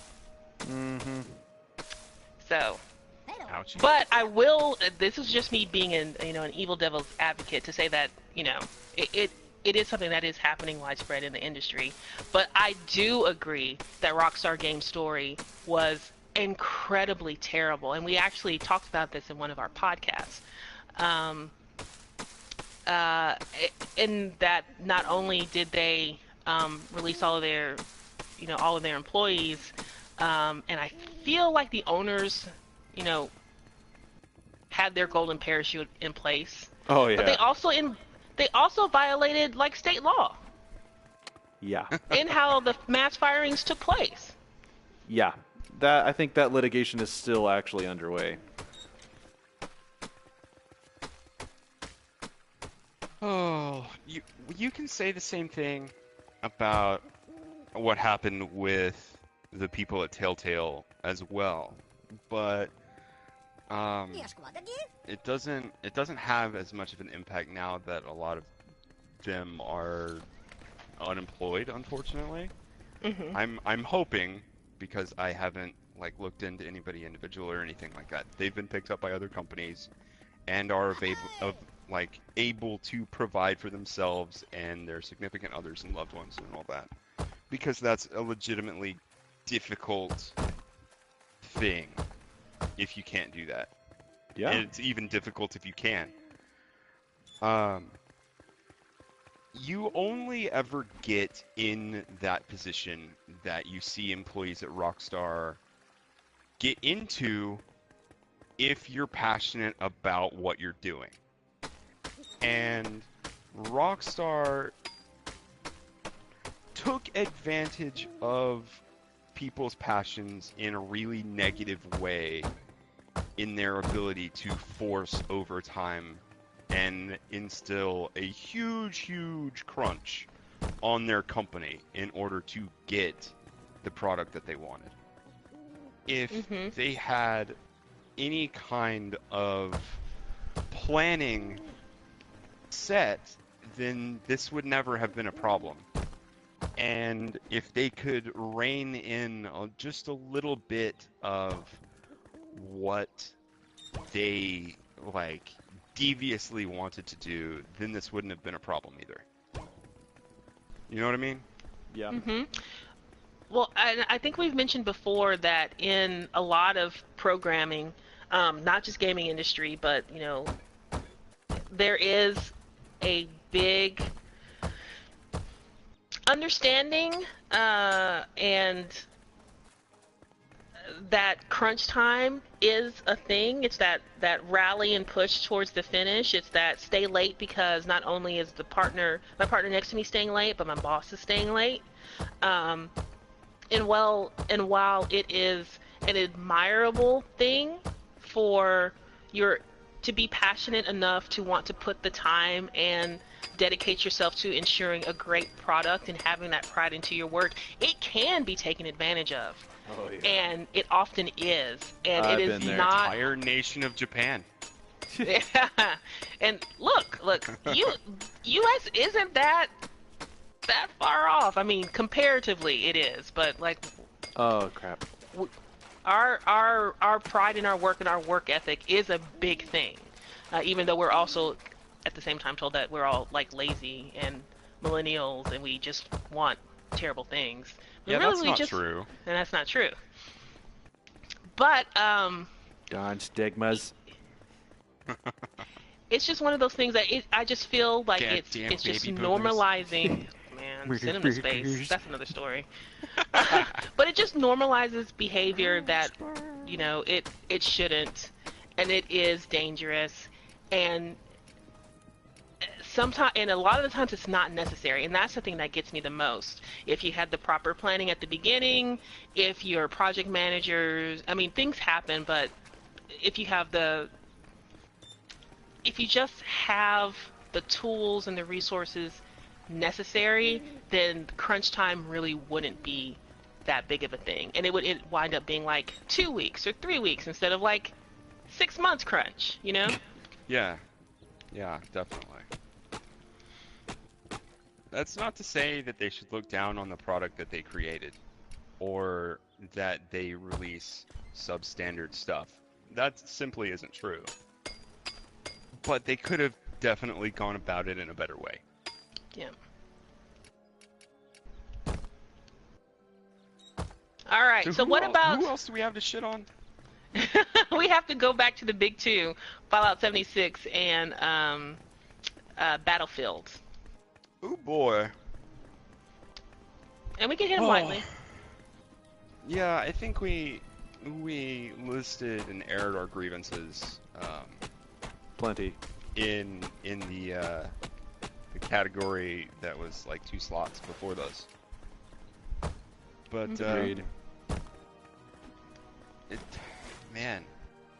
It really seems as if DICE with Battlefield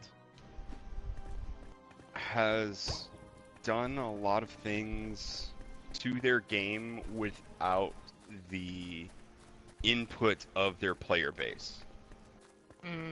I think they do some things with good intent, but I think they just tweak around on other things because they can. And I think Battlefield 5 is a really big example of them tweaking around on things because they can. And it didn't show well for them this year.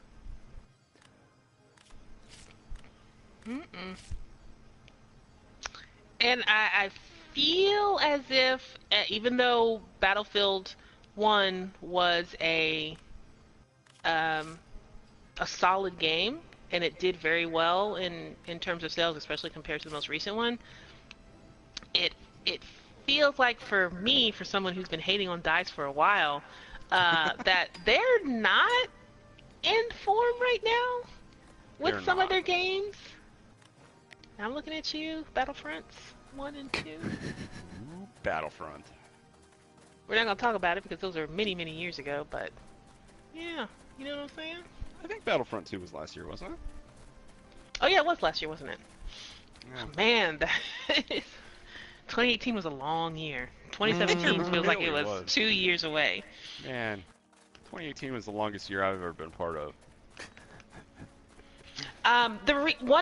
Outside of all of the reasons, I'm going to try and wrap this up so we can keep moving, but one of the reasons why I keep on wanting to make sure that people realize that Fallout 76 was a really disappointing game overall, and that Bethesda are really disappointing people, is because I heard, or maybe I watched on a YouTube channel, like some IGNers mentioning that after E3, when they talked about Fallout 76, their articles quickly became the #1 articles on their website.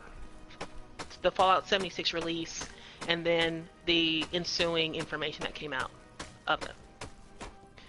It moved a lot of, I don't remember how many people they said looked at them. I don't even know if they actually released that information, but it moved, pushed a lot of traffic to their website, is what I'm trying to say. It was very looked forward to. It was a game that wanted to be received well by people who enjoy Bethesda games and the Fallout franchise. And then everything that has happened. And so you not only got a very bad gaming experience overall, but if you trusted Bethesda and you wanted to support Bethesda, if you were a collector, if you were just an enthusiast and you've really enjoyed the Fallout world for so long and you just wanted a piece of it, the things that you were being told that you would receive, you were, sold a really terrible bill of goods, and you just did not get the fullness of your like $200 or however much. It was expensive. It was pretty expensive. I lowballed it at $200. I honestly have no idea how much people paid for these items, but they did not get their value, and I would feel very upset and betrayed and disappointed in a studio like Bethesda, who, as a consumer, did that. Yeah, I would definitely agree. All right, guys. So that's it. Those are our candidates, or excuse me, our nominees. Who takes home the most disappointing developer of 2018? It's gonna have to be Telltale, hands down. Oh yeah, yeah. We are unanimous in this. They straight up ruined lives. Not funny, but I mean, yes, you were absolutely correct. Ruined I lives. mean, it's worthy of a laugh simply because it's so blatantly true. You know? Yeah. Is anyone watching the comment section on YouTube? I'm getting a couple hits there.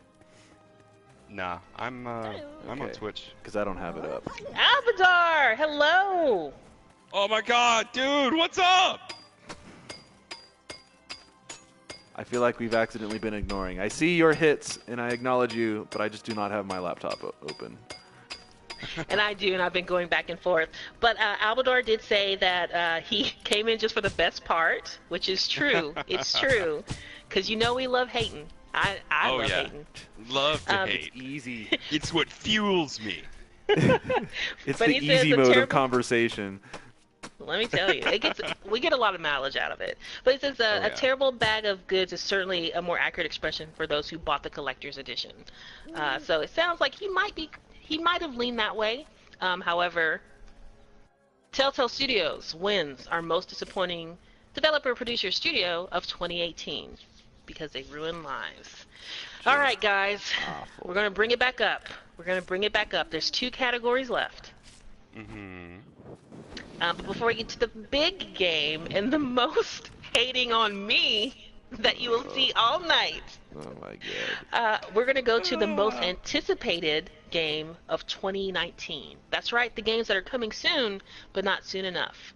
Our categories are Anthem, Done. Metro Exodus, Cyberpunk 2077, caveat, it may not come this year, Tom Clancy's The Division 2, The Outer Worlds, and Daemon X Machina.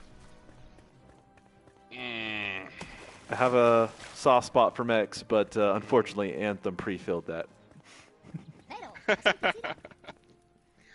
Well, Arcadius is nothing but truthful. Mm-hmm. He's gonna tell you what he thinks immediately. But I'm gonna have to go a different route. Do it. I am excited. Break the mold. I'm excited for Anthem. I think it's gonna be a good game. I'm hopeful for it. But it is not my most anticipated anymore. Dum dum dum. Oh my gosh, Albadar, where were you when we were creating this list? I'm sorry, Scorch, not to interrupt you. But Albadar just reminded us of another game that is coming out there that completely Dude, flipped my damn mind. There's so many. Kingdom Hearts comes out in January. That's what he said. Kingdom Hearts 3 isn't on this list. How did I forget Kingdom Hearts 3? Because you had already given up on them, Vast. You'd already told yourself it's not going to happen. Quit lying to yourself so you keep breaking your heart year after year. Well, we can That's add what it. you Let's did. add it to the list now. Let's just add it to the list now. I just Okay. added it to the list. I literally cannot believe I just forgot about that game. I even thought about that as I was looking over our nominees this afternoon before we started streaming. I'm like, Kingdom Hearts 3 is not on here. It's coming out this month. I just won't tell Vast And- anything. It'll be fine. Birthday. No, I made a little mental note to add to like talk about it, but it seems as if the winners are gonna have to get out this hacksaw. It looks like it's gonna be a 3-way split. It might actually. But there, you were mentioning Yeah. I like I said, I'm excited for Anthem, but it's close. It's within, like, we can see it sitting at the end of the tunnel, right? Yep, yep. Yeah. It's 2 months away. We know we're gonna get it. You know what I Yeah. mean? We know we're gonna play it. We know that we're going to at least attempt to enjoy it to its fullest extent. Yep. But there are other things that have captivated me since Anthem has been talked about, and we've talked about Anthem quite a lot. The two of them are most recently Outer Worlds, which I haven't seen a whole bunch of. I know it's coming out around this year. I want to say like October or something like that.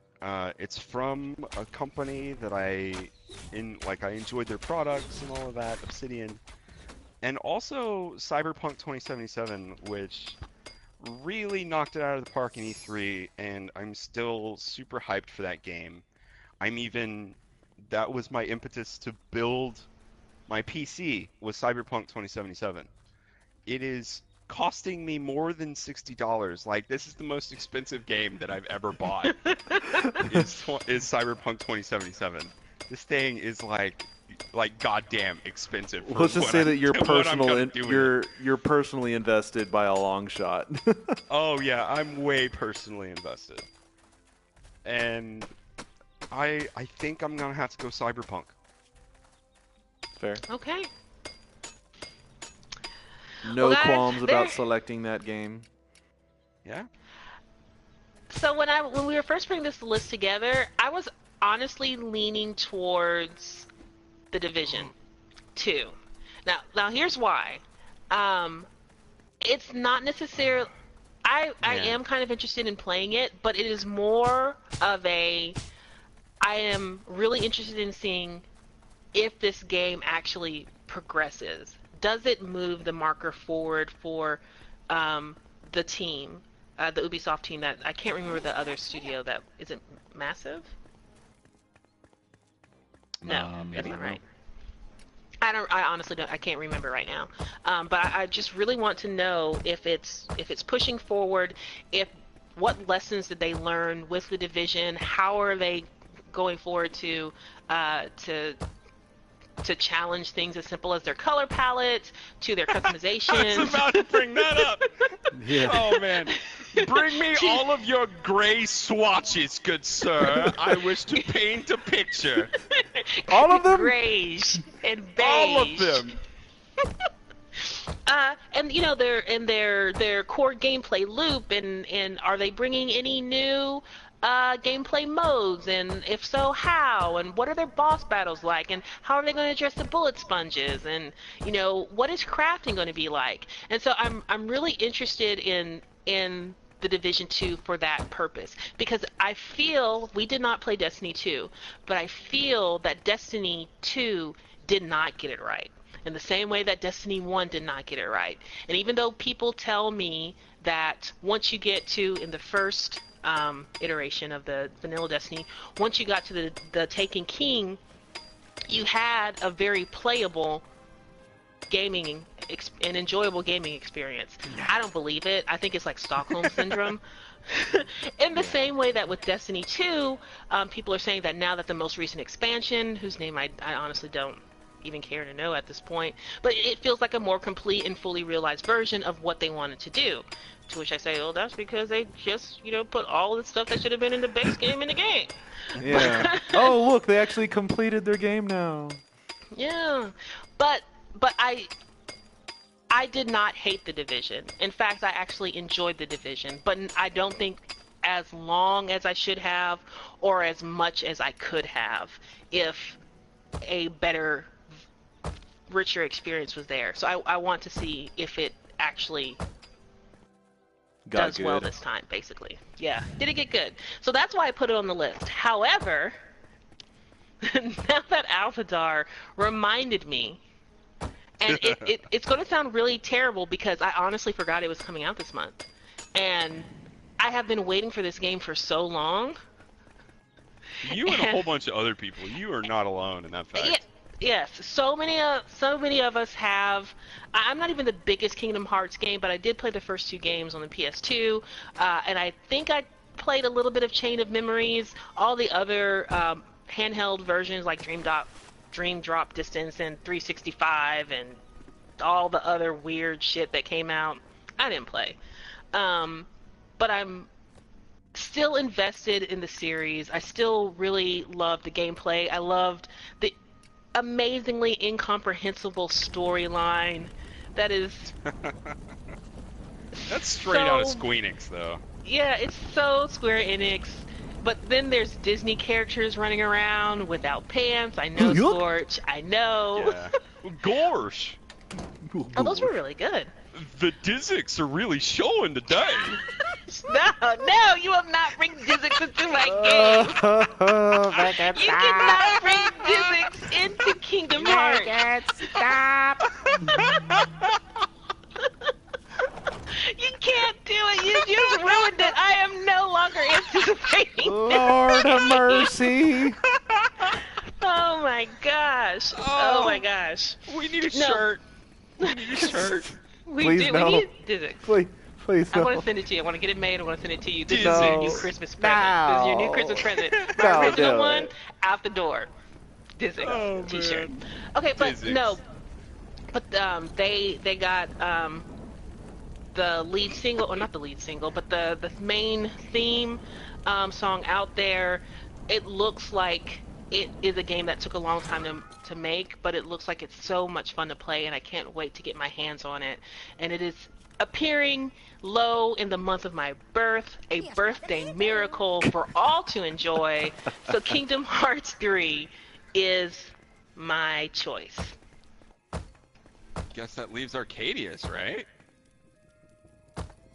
For anticipation? Oh, we already know. Or are you just straight up going Anthem? that currently is the game I want to play this calendar year. And next up will be so the one soon. from Nintendo, but that implies that I need a Switch. But I'm still holding out on the Switch until the new Metroid game drops, and then that's when I will unequivocally say, It's "Yep, gonna be it's years, Switch time." Dude. You probably won't see a Metroid until 2020, honestly. Yeah. Yeah, Really. and that's But anyway, probably about right. then that's when he'll get it. Okay. I mean, All if right, you're well, fine with it. So we'll have to see how this is the impatient I am this first. year. So this is, unlike last year, this is the first category where we have a 3-way split. So congratulations to Anthem. Well, Cyberpunk 2077 and Kingdom Hearts 3, you are our most anticipated games of 2019, and we look forward to feasting on you. Yes. All right, guys, ladies and gentlemen, antibodies and germs, we've come to what you've been waiting for, our final category, the Game of the Year. Your nominees are God of War, Red Dead Redemption, Marvel's Spider-Man, Assassin's Creed Odyssey, Super Smash Bros. Ultimate, and Detroit Become Human. Oh, man. So it's God of War, right? We can go ahead and hand Yes. out the trophy, and Yes, then we it can is. have an Okay. argument. Thank you. Okay, we're going to have to Thank argue you. about this because this is not my game of the year. It is absolutely not my game of the year. For which reason, Arcadius? You didn't finish it. And I didn't have finish it. Hold on, commitment hold on. issues, Hold on. Matt. No. Stop. And I didn't finish it because I wasn't enjoying myself. And I've caveated this a couple of different ways because I totally understand that I set out to do something to make me interested in the game, and it backfired. And it made me twice as disinterested in the game. But I had to do something to make me interested in playing the game. Hurts. Yeah. Well, So if you my ever become vote, interested again, and you decide, I guess I'll finish this, and then I'm gonna hear, guys, I finished God of the War, and I'm so sorry. That's Yeah. what I expect to hear. Yeah. someday Absolutely. in the future. It won't be anytime soon. I have no idea why you stopped when you did. Because Yeah, you are just- literally standing. You are On the standing precipice. next to the Blades of Chaos, Fast. But so, You're okay, so here's the standing next thing. to them. I believe I said in our when we were initially talking about this, I said that despite how I was feeling about the game, the opening gameplay and then your first fight with Baldur, I totally understood why without progressing any further, I could see what Sony Santa Monica was doing with God of War, and I liked it on a admiration level. Visceral and complete level. I would not go that far because if I liked it on a visceral it's and like little baby's ice cream, all right? God of War is a feeling. If you know that reference, you know what I mean. Yeah, it really is. I'm not. So, It really is, so Vance. what I'm saying is, I didn't get there. I can't explain to you why I didn't. I don't know if it's residual neither. holdout because I just really didn't enjoy my God of War 3 like experience, and so I was ambivalent coming to the newest one. And even though I was trying to psych myself up to continue playing it, I just didn't get there. But I thought it was beautiful. I thought it was colorful. I really enjoyed the story that they were beginning to tell with Kratos. I did enjoy the combat with the axe. I did enjoy that fight with Baldur. Like, that was worth the price of admission. Don't forget the I'm shield, not Bast. mad. Don't forget the shield. Oh, the shield. I loved saying boy for like 6 weeks in a row. Boy. Yeah. But Boy. it did not compel me to finish. It didn't compel me to finish. I And don't understand. I don't either, and I'm not putting it on the game. I'm just not going to putting it on remain in a commitment state issues. of bewilderment on that topic. But I'm just going to it- call that the unfinished case and just put it away on the bookshelf because it ain't getting solved.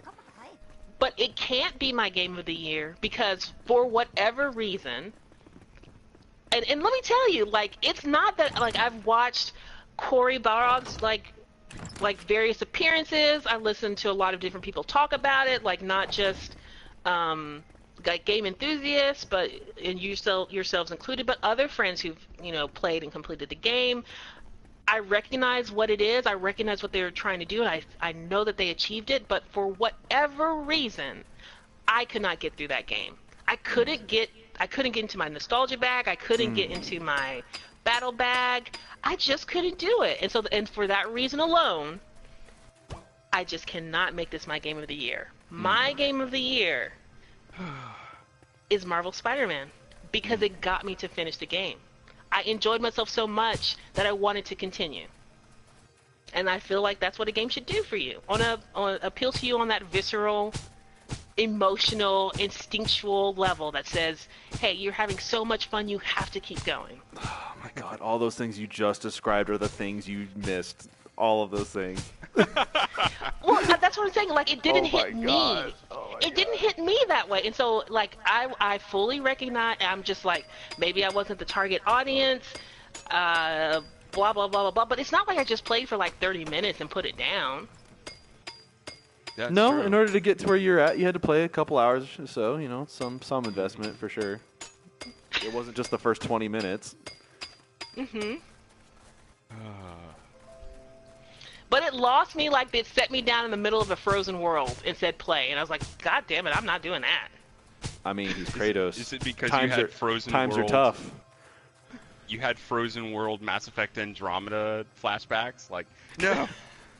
No, I don't want Can't do it. it.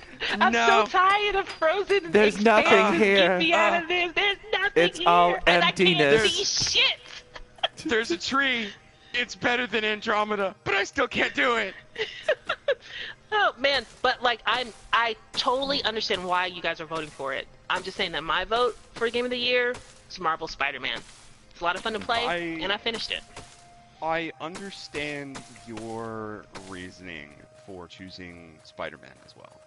It's a solid game, and it's worthy of praise. It's just not as good. I don't know how else to say it. I don't know how to put it. I don't know how to make it more like eloquent or anything. There's no extra words. I don't think saying that I need to sugarcoat it is a proper response, because we are friends enough that it doesn't need sugarcoating.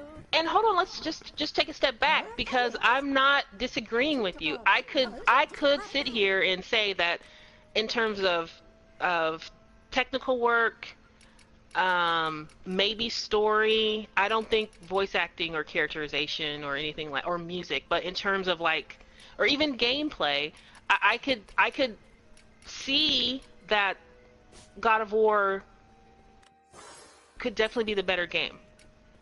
But it wasn't for me because I couldn't make myself, I could not make myself continue it. So whatever hook that they needed to get into me to draw me through, it just missed me. That's all I'm saying. It has nothing to do with the quality of the game or what they put out there, but it just missed me, and I just did not feel compelled to finish it. I am sad. Do you think there will ever be a time where you will go back to it in hopes of finishing it? Nah, you know today. what? We can think forward. Well, to? there's a couple of other things factoring in here. Like the time when I could have gone back to it when there was kind of a bit of a drought of games, like personal life kicked in. Yeah.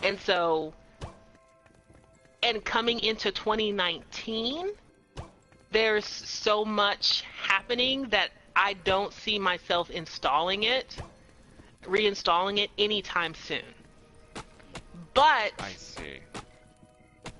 But that has nothing to. That's not a knock on the game. I guess that's what I'm trying to say. That is not a knock on the game. All right. That's partly. Here's what you got to do. This is now the minimum that I require of you. Here it comes. Just the barest of minimums is go watch somebody who has strung all the cutscenes and speech together so you can finish the story. Just do I think that. that's fair. You don't have to fair. smash your way through however many enemies are left. You don't have to solve any puzzles.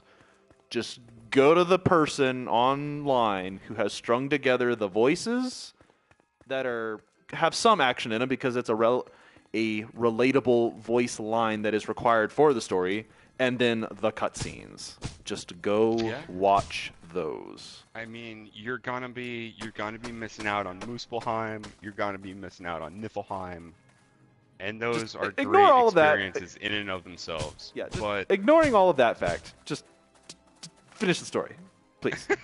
And you know what? I think one of the reasons why Spider-Man is my game is because I enjoyed myself so much that it got me.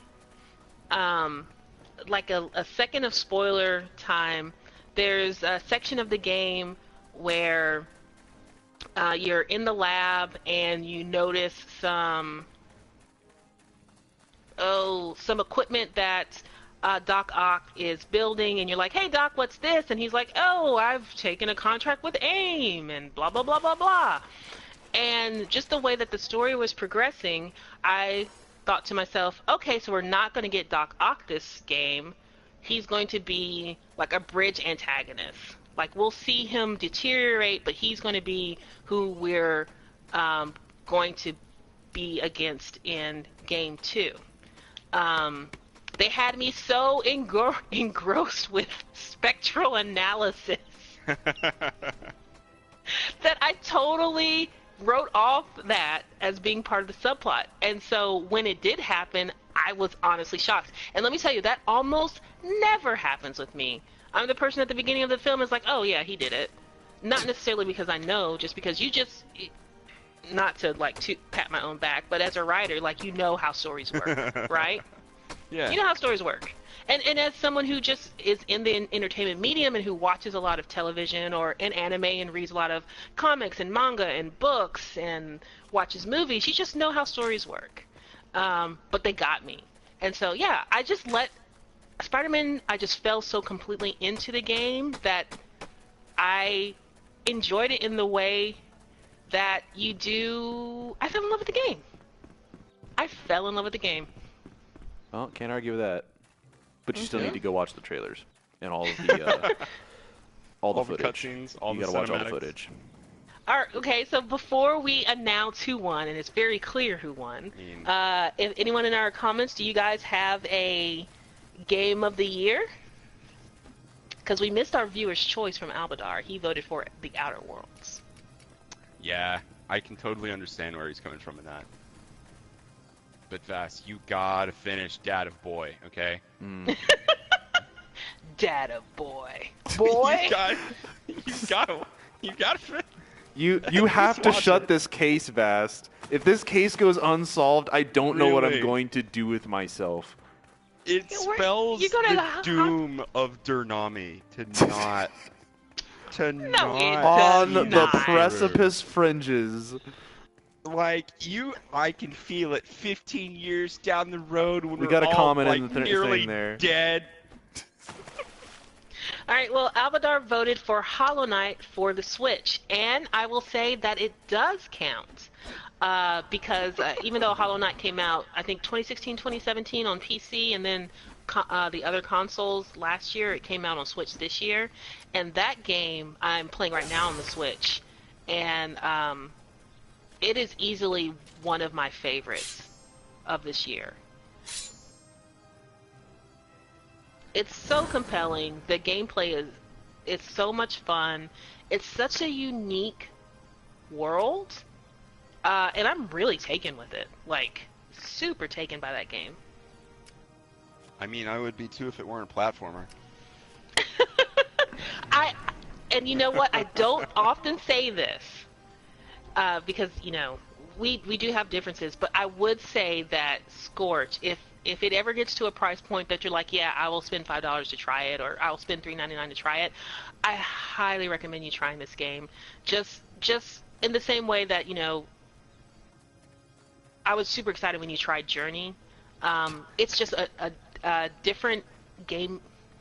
It's a really good example of the genre, and it pushes what a platformer can be in terms of like really creative storytelling and world building. Like it's just so much fun to play, and it's so unique that I almost wish it was like its own story to share with other people who don't like platformers. It's just so cool. Just All not right. as silly as RuneScape. I'll take No. your word for it right now. Yeah. All right, guys. It sounds like there can only be one, and it sounds like for 2018, Indeed. DerNami gives the wavy to Boy. God of War. Boy, Oh, that is not going to get old anytime to soon. me, boy. It's not. Congratulations, Sony Santa Monica, and its director, Cory Barlog. And all the people who worked on creating Barlog, sorry. And all the people who worked on the awards. This will age very well. In 10 years' time, you're going to be honored that you received the 2018 Wavy for Game of the Year. Yep. So ends the evening. Thanks for joining us in all of this. If you liked what you heard, you can follow us on Twitter at DerNami, on Twitch at DerNami Gaming, YouTube at DerNami Gaming. Pretty easy, huh? Mhm. We'd Yeah. also like to thank our studio audience for joining, everyone who joined in and out of the chat. Thanks for coming and hanging out with us tonight and listening to us talk about our favorite games and of 2018. Yeah. Oh, also shout out to Dash Radio just because. That's cool. Mm-hmm. Mm-hmm. Yeah. All right. I'm cutting the stream. It was lovely streaming with you guys. Indeed.